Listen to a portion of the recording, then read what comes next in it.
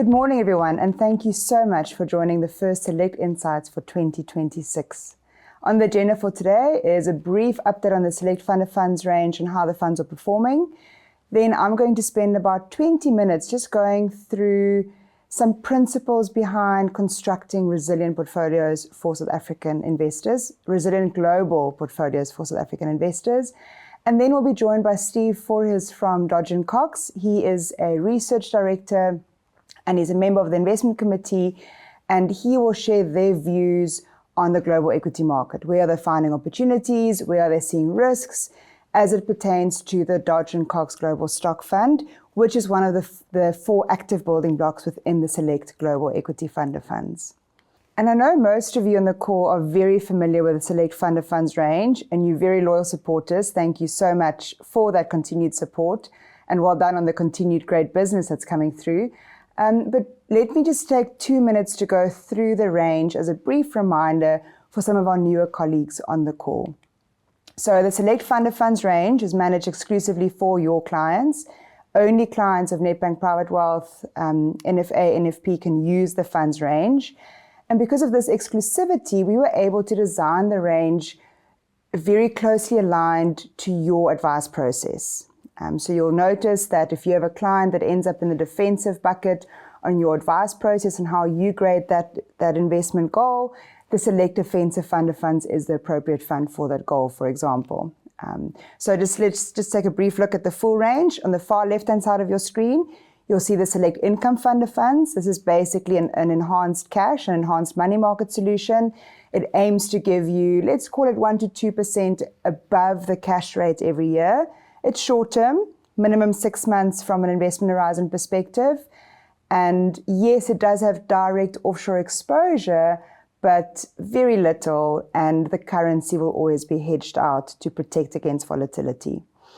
Then we move into the multi-asset range, so defensive, balanced, and growth. These three funds have varying degrees of equity exposure. And of course, as we increase the amount of equity exposure we include in the funds, we have to increase our minimum investment horizon, and as a result, you can also increase the expected growth. So the defensive fund, max 40% equity, minimum 3 years in time horizon. This fund is still quite low on the capital risk, very keen focus on capital protection over a rolling 1 year period. Select balance, max 60% equity. It does still look out for capital protection. It does still try not lose money over any rolling 2 year period. But then as you get into the growth fund, which is a maximum 75% equity fund of funds, this fund is all about maximizing growth. Then we've got the two pure equity building blocks or two pure equity funds. Select Equity is predominantly domestic equity, so stocks listed on the JSE with up to 45% invested outside of our borders. And then the last fund is Select Global Equity Fund of Funds, which is 100% outside of South Africa. It's rand denominated, so we priced it in South African rands every day, but this fund is fully invested in markets outside of South Africa. Then from a fund construction perspective, a nice simple story across the range. So in the multi-asset and equity space, we have 5 funds within each fund of funds. 20% is in the passive building block. Then we've got 4 equally weighted active building blocks. And once a quarter, we rebalance back to these target weights of 20% per fund.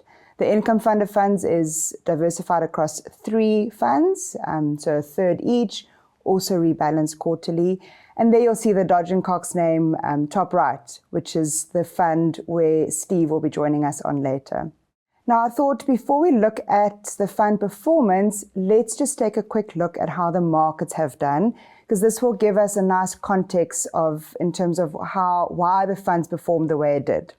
And I think 2025 was very much all about gold and all about domestic assets. The gold price kept reaching new highs, and as a result, the gold mining companies and even other precious metal mining companies did phenomenally well in the SA market. I think the resource sector was up 175% last year compared to industrials and financials closer to the 20-30% level. So you'll see a very, very strong performance from the local equity market over the last 1 year period. SA property did well, SA bonds did well, and both these markets mainly benefiting from lower interest rates, lower inflation, and a more positive sentiment in South Africa towards the end of the year. The global equity market, so in the bottom of your screen in dollars, also performed very well, up 22%. That's a good number. But because of the rand strength that we had last year of about 15% to the US dollar, in rand terms, it was quite a bit lower.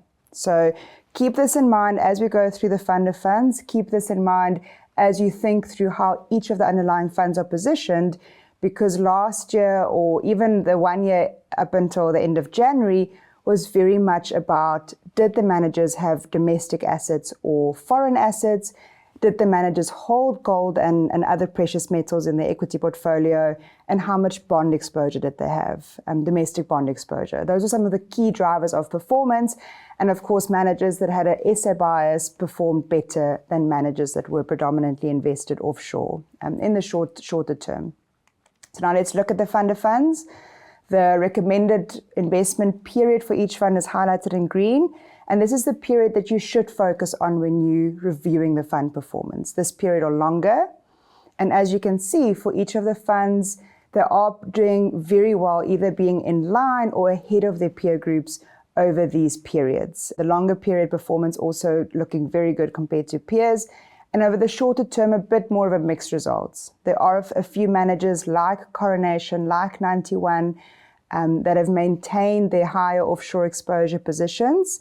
That is taking a little bit of pain in the short term, but this is very nicely protected by the likes of an M&G who has a high degree of domestic exposure, like a Truffle, the Nedgroup Investments Balanced Fund and Select Growth, and even Ford that has a strategic holding to the physical gold in their portfolio. So again, just speaking nicely to the diversification within the Select Fund of Funds. I mean, let's put this into pictures. You're familiar with this chart, but I do love showing it because it tells such a good story for the Select Fund of Fund range for clients, because again, it just shows how the top performing manager 1 year can be the laggard the next year. With markets being volatile, with different asset classes, different regions, performing well the 1 year versus the next year, it really isn't possible for one single manager to always be the top performer, which is why we take the approach in the Select Fund of Funds to have multiple managers who look at the world differently, so that when we put them together, you're always exposed to some good performance, even though there is a manager whose long-term view is out of favor in the short term. And like we also always say, we don't just look at this at a point in time. It's great if we can show you at the end of a month that the Select Fund of Funds range did well. It's nice that I can show you at the end of January, we're ahead of our peer groups over the relevant periods. But for us, the real true measure of our success is how often do we get this right? Are we getting this right every month? How often is the Select Funds outperforming their respective peer groups? And that's shown in the success rate number at the top. This number shows you how many month ends do you have a positive story to tell to clients. How often can you tell clients the Select Fund range delivered on its objective? It outperformed the other funds we could have chosen from in the universe. And as you can see, across the range, a very nice hit rate of outperforming peers. And this is the consistency that we look for. The other key thing that we look for is capital protection. When we choose our single managers, we do want to make sure that each of them in isolation are good at protecting against downturns. It's such an important part of long-term wealth creation, the ability to protect cash or capital when the markets are down. And that is coming through in the average outperformance versus the average underperformance that you're seeing at the bottom of your screen. You'll notice that when we miss the peer group average, so when we underperform, when we're a little bit weaker, we're a lot less weak than what we are when we outperform and when we're stronger. And this asymmetric return profile is also something that's very important for us, because we firmly believe that protecting in the downside or protecting in the weaker markets is such an important part of your client's long-term wealth creation. Thank you very much. That's it for the Select Fund of Funds update. We'll move on now to the focus of our session.